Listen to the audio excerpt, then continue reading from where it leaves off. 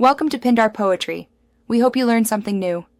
You start by turning a visor into a functional beer hat, so take the plastic cap and mark 2 equidistant spots for cans. These become load-bearing points. Drill holes slightly smaller than your clamps so they bite into the plastic. Once done, attach can holders with hot glue and reinforce with tape.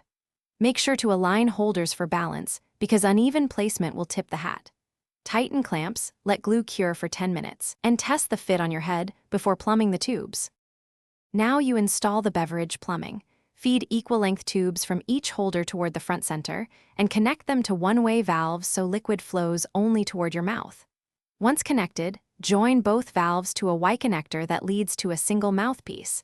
This balances flow and prevents backflow. Seal every junction with silicone and allow it to cure. Make sure there are no kinks in the tubing, because restrictions reduce flow. Finally, test with water and adjust tubing lengths for comfortable reach. To finish, mount the mouthpiece where it's easy to reach and secure it with a clip. Add foam pads under the hat for comfort and to distribute weight. Fill cans with cold beverage, angle them slightly back, and activate the valves. Sip to prime the lines. If flow is slow, purge air by squeezing the tubes or give a short air burst. If leaking, reseal joints.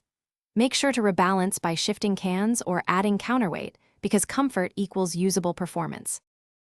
Thanks for watching. Consider subscribing if we helped you.